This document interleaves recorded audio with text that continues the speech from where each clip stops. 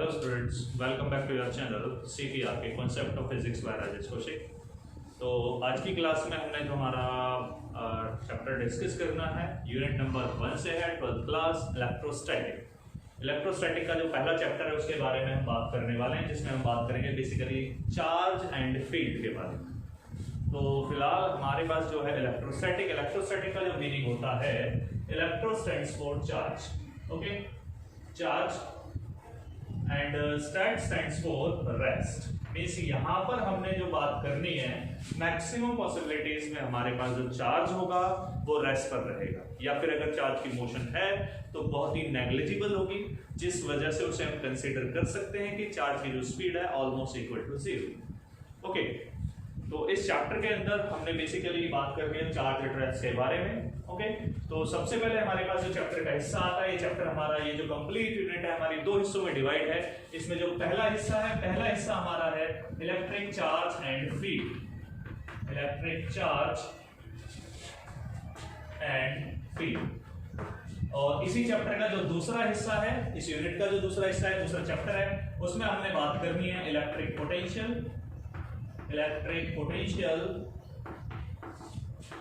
And capacitance. तो हमें chapters में इस यूनिट के अंदर ये दोनों चैप्टर डिस्कस करने हैं, और इन चैप्टर्स के साथ साथ हम इनके न्यूमेरिकल्स, इनके थ्योरेटिकल क्वेश्चंस और लास्ट ईयर बोर्ड एग्जाम्स में जो क्वेश्चंस आए हुए हैं उनके बारे में भी हम साथ के साथ डिस्कशन करते चलेंगे। ओके, तो बेटा सबसे पहले हमारे पास जो आता है डियर स्टूडेंट, सबसे पहले हमें बात करनी है इस चैप्टर के बारे में, वो होगा हमारा electric charge and field. Okay, तो इलेक्ट्रिक चार्ज एंड फील्ड हमारा चैप्टर है। इस चैप्टर के बारे में हमने अब स्टार्ट करना है। ओके, चलो स्टार्ट करते हैं, देखते हैं क्या होता है।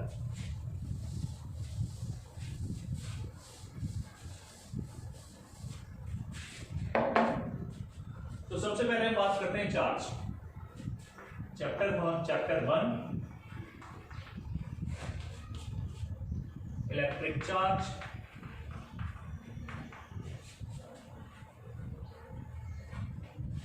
एंड फील्ड चैप्टर है। तो चैप्टर में सबसे पहला जो नाम आता है वो आता है बेसिकली चार्ज के बारे में, कि इलेक्ट्रिक चार्ज होता क्या है। इलेक्ट्रिक चार्ज बेसिकली हम सब जानते हैं, 10th क्लास में हम इसके बारे में बात कर चुके हैं ऑलरेडी। इलेक्ट्रिक चार्ज होगा हमारे पास, हम कह सकते हैं intrinsic property of a matter contained by it. ठीक है, मींस मैटर की प्रॉपर्टी जो उसके पास हमेशा एग्जिस्ट करेगी, that will be electric charge. Okay, intrinsic property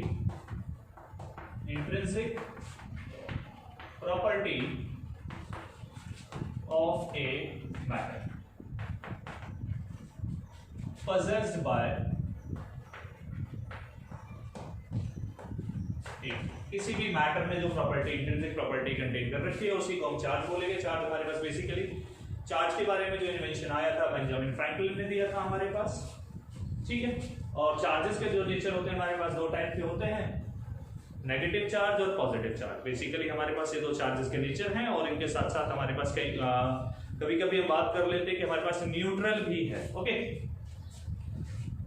तो चार्ज की डेफिनेशन हमारे पास हो चुकी है। इसके बाद हमारे पास आता है चार्ज की SI यूनिट ऑफ चार्ज। तो चार्ज की SI यूनिट हमारे पास आता है, SI यूनिट हमारे पास होती है कूलम। ठीक है, रिप्रेजेंटेशन दिया जाता है C से। इसके बाद चार्ज की हमारे पास एक और यूनिट आती है, दूसरे यूनिट का हमारे पास नाम है, अगर हम बात करें यहीं पर CGS यूनिट। CGS यूनिट हमारे पास बनती है इसकी स्टैट कूलम। ठीक है, और इन दोनों के बीच में एक रिलेशन भी एग्जिस्ट करता है कि हमारे पास जो होता है 1 coulomb is equal to 3 × 10⁹ stat coulomb. ये दोनों के बीच में रिलेशन एग्जिस्ट करता है SI यूनिट और CGS यूनिट के लिए। ओके डियर, तो अब हमारे पास जो आगे का पार्ट आता है चैप्टर के अंदर, उसमें हमारे पास अभी चार्ज की और भी दो यूनिट्स हैं, दो यूनिट्स और हैं जिनमें नाम आता है largest unit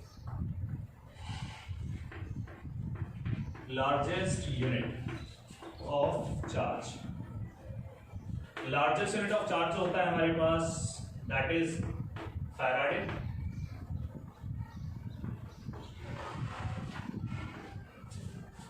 and represented by, okay, this is the largest unit of charge and smallest unit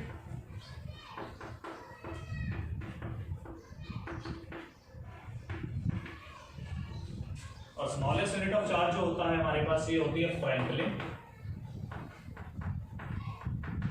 ठीक है, अब हमारे पास आता है डियर इन सारी यूनिट्स के बीच में रिलेशन क्या एग्जिस्ट करेगा, लार्जेस्ट और स्मॉलेस्ट के बीच में क्या रिलेशन होगा। जैसे हमने बात की थी अभी 1 कूलम और 1 स्टैट कूलम के रिगार्डिंग, अब हमारे पास आएगा फैराडे और फ्रैंकलिन के रिगार्डिंग। बेसिकली हमारे पास 1 फैराडे जो होता है, ये आपको याद रखनी है, ये वैल्यूज 1 फैराडे जो होता है हमारा अप्रोक्सीमेटली 9500 कूलम्स के बराबर होता है। ओके, एंड हम बात करते हैं अभी 1 फ्रैंकलिन के बारे में। और फ्रैंकलिन जो है डियर हमारे पास सबसे छोटी यूनिट होती है चार्ज की, ये हमारे पास ऑलमोस्ट इक्वल होता है हमारे पास 1 स्टैट कूलम के ही। ये हमारे पास थी यूनिट की वैल्यूज, इनकी एसआई यूनिट, सीजीएस यूनिट्स और इनकी लार्जेस्ट और smallest unit. Okay, these 4 are the units of charge. Okay dear, तो बढ़ते हैं अपने टॉपिक को आगे कंटिन्यू करते हैं। तो अब हम बात करने वाले हैं चार्ज की डिफरेंट यूनिट्स के बारे में, तो हमने बात कर ली है। अब हमारे पास चार्ज की कुछ प्रॉपर्टीज हैं, उनके बारे में बात करेंगे, फिर उसके बाद चार्ज इलेक्ट्रॉन के, प्रोटॉन के चार्जेस के बारे में हम उसके बाद बात करेंगे। ठीक है, तो अभी जो हमारा पार्ट स्टार्ट होने वाला है उसमें हम बात करने वाले हैं प्रॉपर्टीज ऑफ चार्ज। चलिए,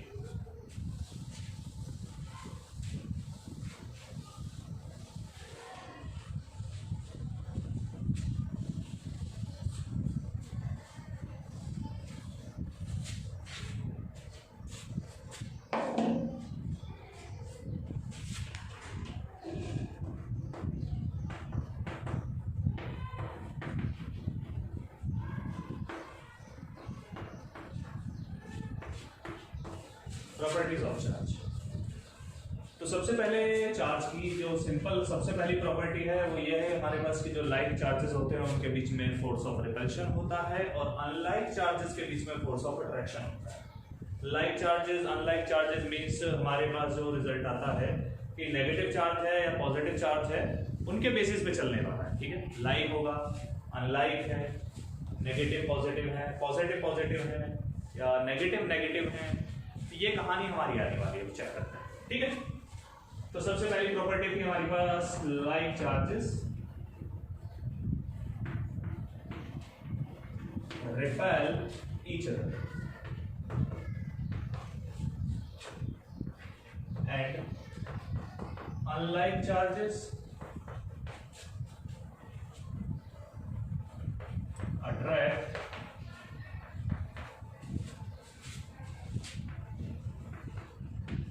ईच अदर। ठीक है, चलिए, अब इनके बीच में जो फोर्स लगेगा वो फोर्स कितना होगा, कैसे कैलकुलेट किया जाएगा, वो आगे के टॉपिक में है। अभी हम बात कर रहे हैं ओनली चार्जेस के बारे में। ठीक है, चार्जेस पे लगने वाला जो फोर्स है वो हमारा नेक्स्ट टॉपिक कंटेन करेगा। सेकंड नंबर की जो प्रॉपर्टी है हमारी वो आती है हमारे पास कि चार्ज के बारे में एक सिंपल सी प्रॉपर्टी आती है कि charge can neither be created nor be destroyed but it can transfer from one body to another body. ठीक है, चार्ज एक बॉडी से दूसरी बॉडी में ट्रांसफर हो सकता है। ठीक है, लेकिन ना तो डिस्ट्रॉय कर सकते हैं ना इसे क्रिएट कर सकते हैं। This indicate the charge is conservative in nature. The property of charge we can say the charge follows the law of conservation. ठीक है, तो अब हमारे पास जब law of conservation of charge applicable है तो सेकंड नंबर की प्रॉपर्टी में हम बात कर सकते हैं कि हमारे पास क्या है, इट ऑलवेज या फिर इट फॉलोज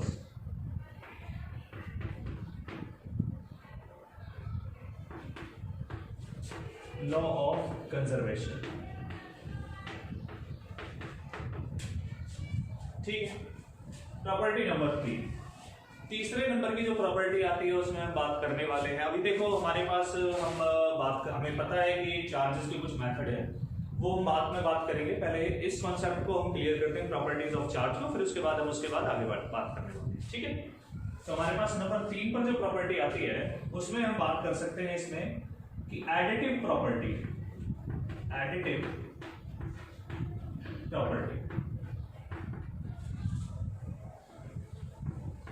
अब ये एडिटिव प्रॉपर्टी क्या है हमारे पास? एडिटिव प्रॉपर्टी सीधा सीधा इंडिकेट कराती है, देखो इसमें जो वर्ड आ रहा है, मीनिंग आ रही है, वो आ रहा है एडिटिव। एडिटिव का सिंपल मतलब क्या होता है? ऐड करना, ठीक है। तो यहाँ पर हमारे पास क्या होगा? हमारे पास कोई सिस्टम होगा, सिस्टम के अंदर बहुत सारे चार्ज पार्टिकल्स प्रेजेंट होंगे और उन पार्टिकल्स पर कुछ ना कुछ चार्ज कंटेन करेगा, ठीक है। जैसे हम कंसीडर करते हैं हमारे पास एक कोई सिस्टम हो गया, इस सिस्टम के अंदर हमने कंसीडर किया यहाँ पे चार्ज प्लस क्यू है, यहाँ पर चार्ज प्लस 2q है, यहाँ पर प्लस 3q है और यहाँ पर हमारा है प्लस 4q, ठीक है। अब क्वेश्चन आता है कि भाई what is the total charge of the system? What is the total charge of the system according to the additive property? According to additive property, total charge will be कितना होगा? q plus 2q plus 3q plus 4q। तो यहाँ से हम कहते हैं total charge हमारे पास कितना बना? 3, 6 और ये बन गया हमारा 10। टोटल चार्ज हो गया हमारे पास 10q, ठीक है। तो एडिटिव प्रॉपर्टी हमारी ये प्रॉपर्टी होती है, ये पार्ट फॉलो करती है, ठीक है। चलिए अब बात करते हैं इसके बारे में। तो एडिटिव प्रॉपर्टी हमारे पास क्या होती है? According to this property, according to this property the total charge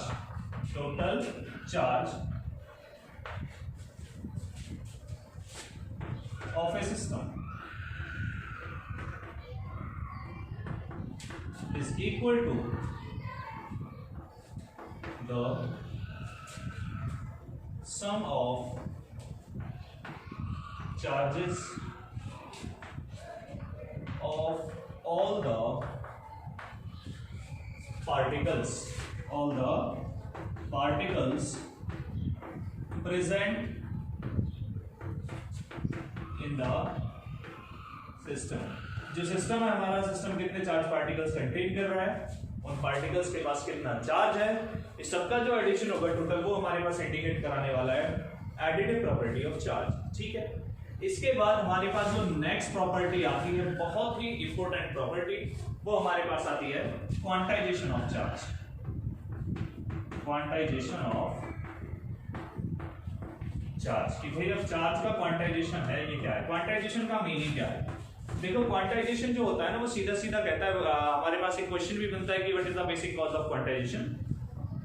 तो क्वांटाइजेशन का इंडिकेशन होता है कि हमारे पास जब चार्ज एक बॉडी से दूसरी बॉडी में ट्रांसफर करेगा, जब चार्ज एक बॉडी से दूसरी बॉडी में ट्रांसफर करता है, तो डियर उस टाइम पर only integral multiple of particles या फिर we can say integral multiple of basic charge, और हम क्या कहते हैं इलेक्ट्रॉन, क्या करेंगे? ट्रांसफर करेंगे एक बॉडी से दूसरी बॉडी, ठीक है। जस्ट एग्जांपल के लिए मैं कंसीडर करता हूं, मेरे पास ये एक बॉडी है, ये दूसरी बॉडी है, ठीक है। इस बॉडी के पास कुछ चार्ज है, 10 ले लिया, 10 कूलम ले लिया, इसके पास चार्ज है 5 कूलम हमारे पास। अब यहाँ पर क्या होगा?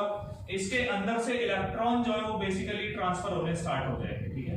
इलेक्ट्रॉन ट्रांसफर होंगे और वो जब तक होते रहेंगे जब तक दोनों की जो कंडीशन है, वो पोटेंशियल, हम आगे बढ़ने वाले हैं वैसे, जब तक दोनों का पोटेंशियल इक्वल नहीं हो जाएगा, चार्ज का फ्लो तब तक रहेगा। जैसे ही दोनों पार्टिकल्स, दोनों बॉडीज सेम पोटेंशियल अचीव करेंगे, उस टाइम पर क्या होगा? चार्ज का फ्लो होना बंद हो जाएगा। बेसिकली यहाँ पर जो ट्रांसफर होके जा रहा है ना, देखो अभी इससे मतलब नहीं है मेरी कि कितना चार्ज जा रहा है कितना जा रहा नहीं, उससे मतलब नहीं है। बस मतलब किससे है? मतलब ये है कि यहाँ से जब इस बॉडी के अंदर से ए से बी के अंदर चार्ज ट्रांसफर होता है, तो उस टाइम पर ओनली इंटीग्रल मल्टीपल चलेगा। इंटीग्रल मल्टीपल मतलब हमारे पास काउंट नंबर्स होंगे, होल नंबर होगा, ठीक है। डेसिमल नहीं होगा, कोई फ्रैक्शन नहीं होगा, ओनली ए होल नंबर, और we can say perfect number will transfer from, perfect number of electrons will transferred from one body to another body, okay।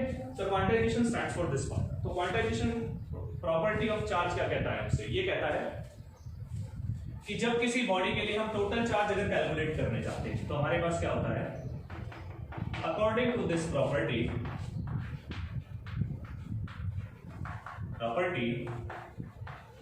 the total charge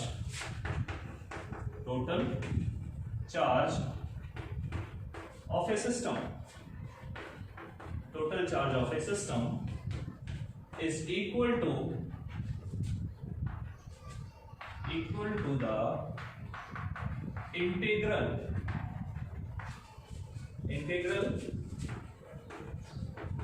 multiple of basic charge of the system, ठीक है। Basic charge of the system का मतलब यहाँ पे आ रहा है, जो basic charge है बेसिकली वो हमारा may be due to electron, may be due to proton, दोनों की वजह से हो सकता है। ठीक है, तो अब यहाँ पर हमारे पास जो Q इज इक्वल टू बनता है plus minus n e. n जो होगा हमारे पास यहाँ पर, n का मतलब होता है इंटीजर। ठीक है, इंटीजर में से एक परफेक्ट नंबर होगा हमारा, और जो E है, E का मतलब होगा मेरा यहाँ पर बेसिक चार्ज, बेसिक चार्ज। ठीक है, अब जो बेसिक चार्ज होगा, basic charge may be due to electron और ड्यू टू प्रोटॉन। ठीक है, बेसिक चार्ज दोनों की वजह से एग्जिस्ट कर सकता है हमारा। अभी इलेक्ट्रॉन और प्रोटॉन की कहानी के बारे में मैं थोड़ा अभी आगे बताऊंगा, पहले आप फिलहाल इस टॉपिक को नोट डाउन कीजिए, फिर उसके बाद हम आगे बढ़ेंगे। जल्दी चेक कीजिए फटाफट।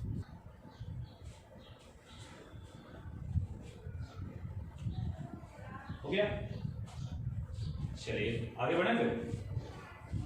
तो अभी हमारे सामने, चलो आगे बढ़ते हैं। ठीक है, पहले हम इस इलेक्ट्रॉन और प्रोटॉन के बारे में बात करेंगे कि ये क्या चीज है, फिर उसके बाद हम क्वांटाइजेशन के बेस कुछ क्वेश्चंस करने वाले, कुछ न्यूमेरिकल्स करने वाले। ओके डियर, चलिए रफ करते हैं इसे।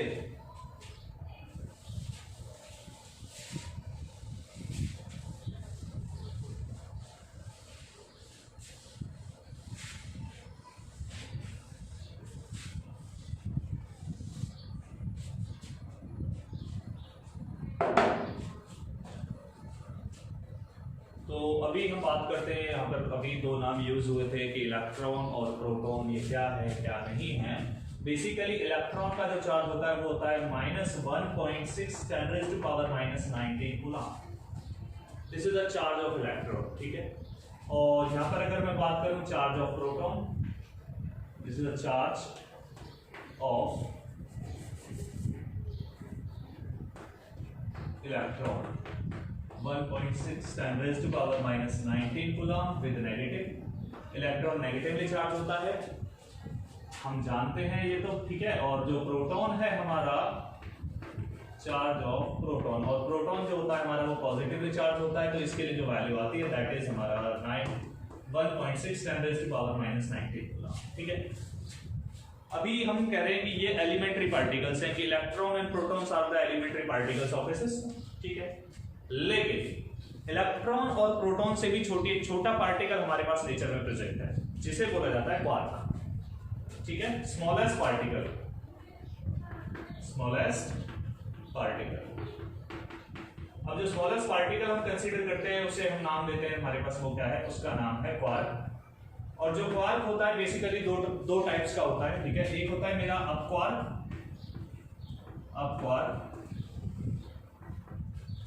और दूसरे नंबर का होता है हमारा डाउन क्वार्क।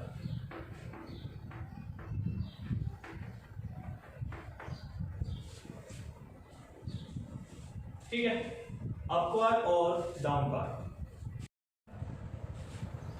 तो बात आती है हमारी अप क्वार्क और डाउन क्वार्क के बारे में। ठीक है, जो अप क्वार्क होता है बेसिकली इसका जो चार्ज होता है वो 2/3 टाइम्स ऑफ ई होता है। ठीक है, ई का मतलब है चार्ज ऑफ इलेक्ट्रॉन, और जो डाउन या फिर चार्ज ऑफ प्रोटॉन हम कह सकते हैं। और हमारे पास जो डाउन क्वार्क होता है, डाउन क्वार्क की जो वैल्यू होती है उसका चार्ज इतना होता है। ठीक है, ई का जो मीनिंग होगा, सिंपली मीनिंग है 1.6 ×10⁻⁻19 कूलम। ठीक है, ये हमारे पास है ई।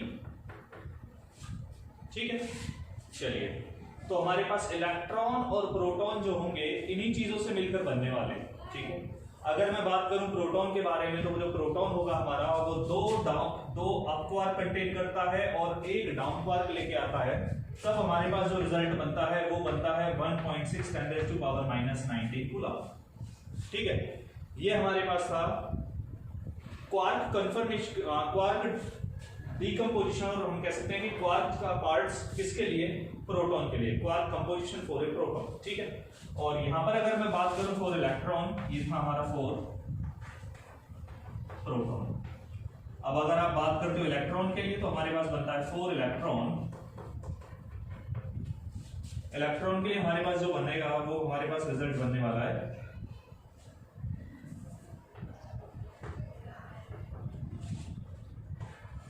3 डाउन क्वार्क।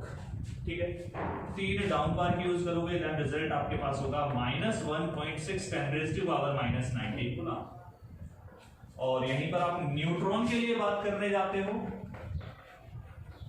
तो अब हमें चाहिए, अब हमें जो जरूरत है वो है न्यूट्रॉन की। तो न्यूट्रॉन के लिए हमारे पास जो रिजल्ट आता है डियर, वो रिजल्ट रहेगा, एक होगा हमारा अप क्वार्क और दो होंगे हमारे पास डाउन क्वार्क। तो जो रिजल्ट होगा उस टाइम पे बनेगा हमारे पास 0। ठीक है, ये होगा हमारा क्वार्क कंपोजिशन ऑफ इलेक्ट्रॉन्स और प्रोटॉन्स। ओके, चलिए फटाफट इसे नोट डाउन कीजिए, फिर उसके बाद हम बात करने वाले हैं numerical problems based on quantization of charge. जल्दी नोट कीजिए इसे।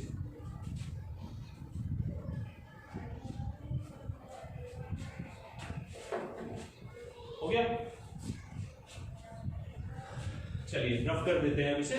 अब हम बात करने वाले numerical problems based on quantization of charge.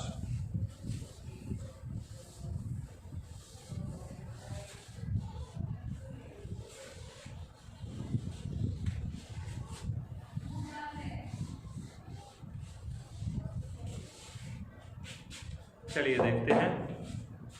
तो सबसे पहले हम एक छोटा सा क्वेश्चन कंसीडर करते हैं। हमारे पास क्वेश्चन आता है ए चार्ज ऑफ, हमसे बोला जाता है भाई कि कोई चार्ज पॉसिबल है या नहीं है, कोई चार्ज एग्जिस्ट कर रहा है या नहीं कर रहा है, ये कैसे फाइंड करना है। देखो, इसे फाइंड करने के लिए बस हमें एक काम करना है कि हमें कैलकुलेट करना होता है नंबर ऑफ बेसिक पार्टिकल्स। हम कह सकते हैं कि नंबर ऑफ इलेक्ट्रॉन्स या फिर हम कह सकते हैं नंबर ऑफ प्रोटॉन्स। ओनली हमें इन्हीं चीजों का कैलकुलेशन करना है। ठीक है, अगर हमारे नंबर ऑफ इलेक्ट्रॉन्स या फिर नंबर ऑफ प्रोटॉन्स या फिर बेसिक चार्ज जो है अगर वो एक होल नंबर आता है तो हमारा चार्ज एग्जिस्ट करता है, अदरवाइज चार्ज की एग्जिस्टेंस पॉसिबल नहीं होगी। ठीक है, तो हमें क्या करना है, पॉसिबिलिटी ऑफ चार्ज। तो चार्ज की पॉसिबिलिटी के लिए हमें करना है बस एक काम, वो हमारे पास क्या होगा, जो n होगा। n का मतलब क्या है, नंबर ऑफ बेसिक चार्ज। ठीक है, या फिर मैं कह सकता हूं इसे इंटीजर।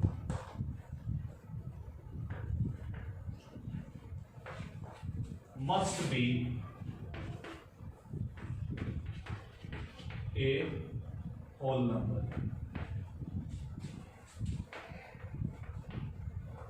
मे बी पॉजिटिव और नेगेटिव। ठीक है, दोनों वैल्यूज कंटेन कर सकता है, पॉजिटिव भी कंटेन कर सकता है, नेगेटिव भी कंटेन कर सकता है। ठीक है, चलिए कैलकुलेशन करते हैं। तो सबसे पहले हमारे सामने एक चार्ज आता है, ए charge is a charge of 1 microcoulomb possible और नॉट। ठीक है, हमें बताना है कि भाई कोई चार्ज है 1 माइक्रोकूलम का, पॉसिबल होगा या नहीं होगा। देखते हैं कैसे होगा। नहीं, चलिए सबसे पहले देखो 1 माइक्रोकूलम का चार्ज हमें गिवन है। चार्ज हमारे पास जो है दैट इज 1 माइक्रोकूलम। पहले क्या करना होगा, इस माइक्रोकूलम को सिंपल कूलम्स में ट्रांसफर करना है। तो हम लिखते हैं इसे 1 × 10⁻⁶ कूलम। ठीक है, उसके बाद हमारे पास था क्वांटाइजेशन प्रॉपर्टी में, एज हमारे पास फॉर्मूला था Q = NE। तो यहां से अब इसने क्वेश्चन में पूछा है कि चार्ज पॉसिबल है या नहीं, ये बताना है।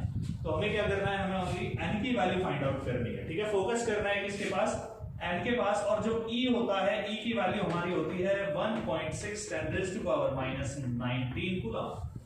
ठीक है, तो रिजल्ट हमारे पास क्या बना, यहां से रिजल्ट हमारे पास बन गया भाई कि हम कैलकुलेट करते हैं कि चार्ज जो हमें गिवन है हमारा है 1 × 10⁻⁶ and as it is 1.6 × 10⁻⁹, then n की जो वैल्यू आती है वो कितनी आती है, ये रिजल्ट हमारे पास बनता है 1 × 10⁻⁶ 1.6 10⁻⁻⁹।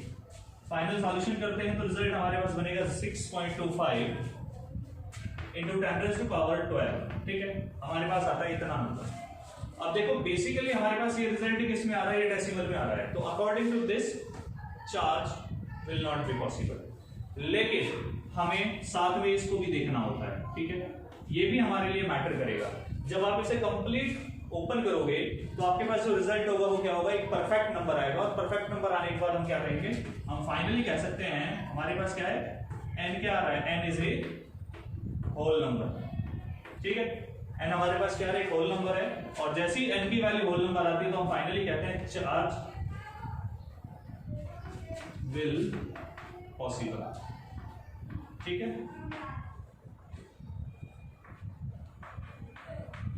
हमें बताना था कि चार्ज पॉसिबल होगा या नहीं होगा, तो हमारे पास जो चार्ज विल बी पॉसिबल। ठीक है, हमारा जो फाइनल पॉइंट बनेगा वो ये होगा। ठीक है, तो हमें इसी तरीके से कैलकुलेट करना है। अब इसके लिए एक और क्वेश्चन हम यहां से कह सकते हैं कि हमसे ये क्वेश्चन भी बनाया जा सकता था, भाई बताओ कि 1 माइक्रोकूलम चार्ज के अंदर कितने इलेक्ट्रॉन प्रेजेंट होंगे। तो हमें सेम प्रोसीजर करना है। ठीक है, देखो अगर हमें ये बताना है कि चार्ज एग्जिस्ट कर रहा है नहीं कर रहा है, तो भी हमें यही काम करना है, number of electrons find out करने हैं, या फिर number of basic particles, basic charge particles find out करने हैं। और अगर क्वेश्चन का कहना है कि भाई ये बताना है कि कितने इलेक्ट्रॉन या फिर प्रोटॉन प्रेजेंट है, तो उसके लिए भी हमें क्या करना है, यही कॉन्सेप्ट हमने अप्लाई करना है। ठीक है, सेम रिजल्ट चलेगा और सेम प्रोसीजर चलेगा, सॉरी रिजल्ट तो डिफरेंट हो सकता है, रिजल्ट डिपेंड करेगा इस वैल्यू के ऊपर। ठीक है, चलिए फटाफट नोट कीजिए इसे, फिर उसके बाद अगला न्यूमेरिकल करते हैं फिर इसके लिए।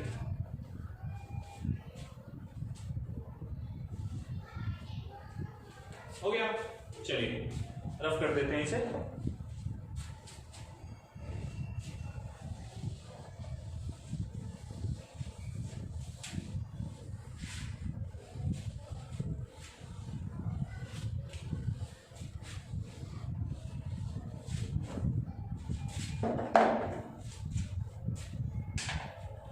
हमारे सामने जो नया क्वेश्चन आता है, क्वेश्चन नंबर 2 हम कंसीडर कर लेते हैं। इसे क्वेश्चन हमसे कहा जाता है कि हमें बताना है कि हमारे पास 1 कप ऑफ वाटर है और उसके अंदर बताना है कितना टोटल चार्ज प्रेजेंट है। क्वेश्चन हमारे पास है फाइंड द चार्ज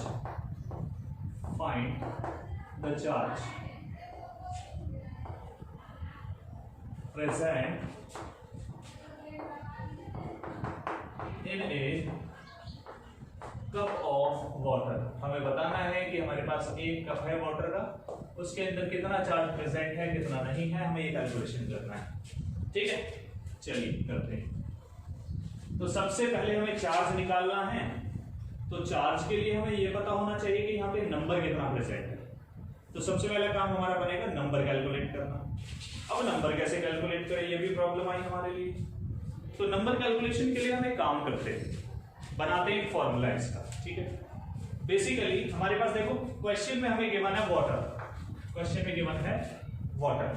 तो वाटर का अगर हम बात करें, वाटर के पास हमारे पास इसका एटॉमिक नंबर कितना बनेगा, फिर मैं कह सकता हूं मास नंबर कितना बनेगा वाटर का। वाटर का अगर मैं मास नंबर के बारे में बात करने जाऊं तो ये 2 हो गए हाइड्रोजन के, ठीक है, और 16 हो गए मेरे पास ऑक्सीजन। मास नंबर जो है 2 तो हो गया हाइड्रोजन के लिए और 16 हो गया ऑक्सीजन का। मींस मेरे पास कितना है 18 ग्राम ऑफ वाटर कंटेन्स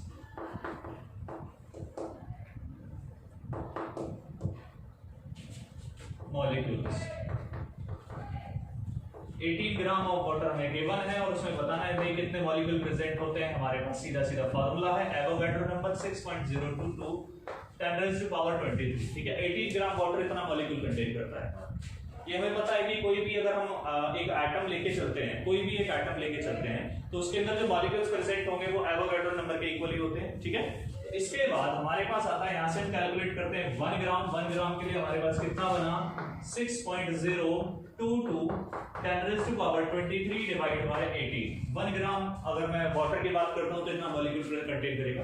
अब देखो हमारे पास क्वेश्चन में बोला जा रहा है 1 cup of water, 1 cup of water, और जो आइडियल कप होता है ना, हमारा आइडियल कप का जो साइज होता है वो हम लेके चलते हैं, बेसिकली वो कंटेन करता है हमारा 250 ग्राम ऑफ वाटर।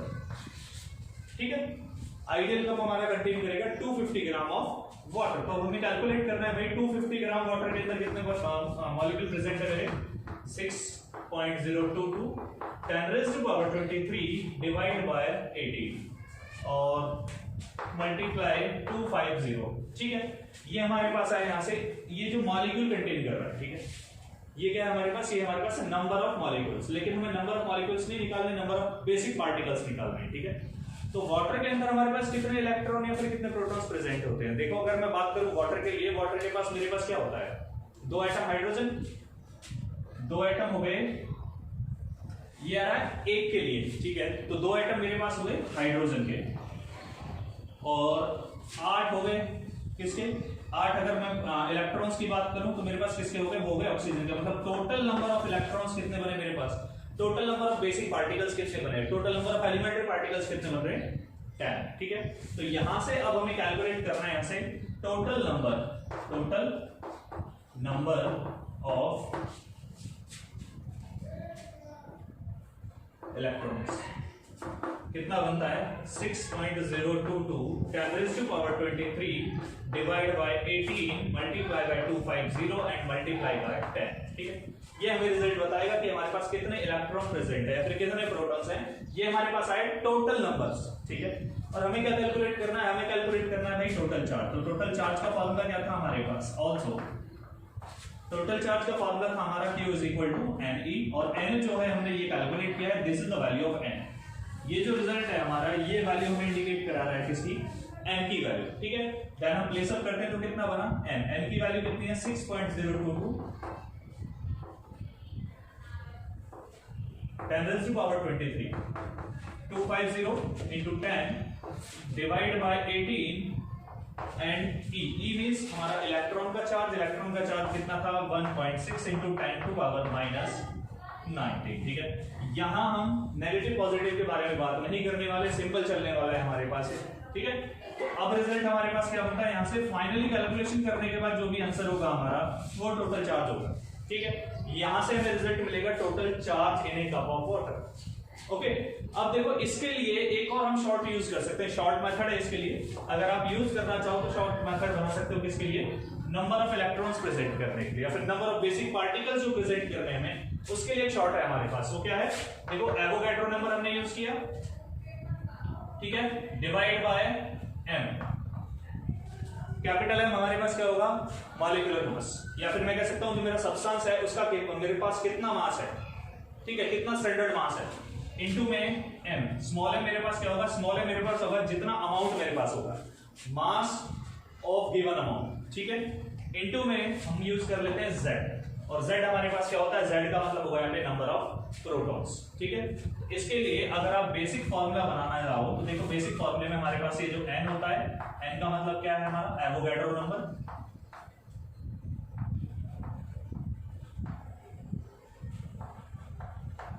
ठीक है, सबको पता है इसकी वैल्यू m। अगर हम m के बारे में बात करते हैं तो m मेरे पास होगा mass of given amount,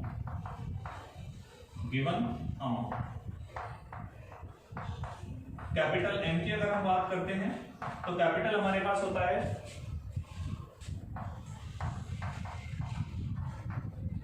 molecular mass of material. जो भी हमें गिवन है उसका मॉलिक्यूलर मास कितना है। ठीक है, और जो Z है, Z के बारे में सब जानते हैं, जिसका मतलब होता है नंबर ऑफ प्रोटॉन्स।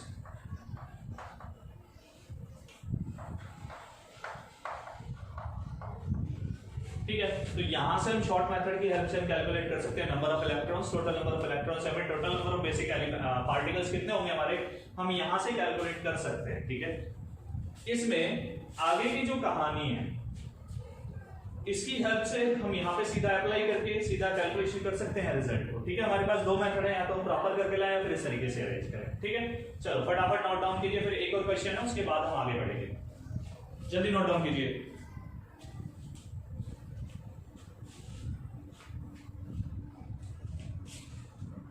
हो गया, चलिए रफ करते हैं, फिर आगे बढ़ते हैं नेक्स्ट क्वेश्चन के पास।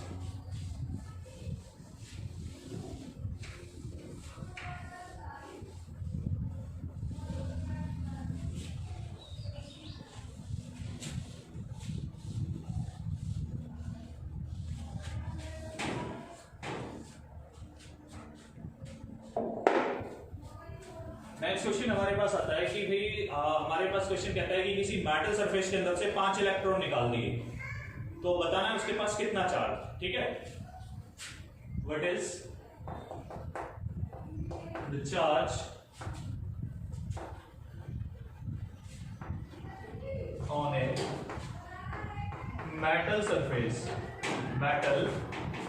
Surface when 5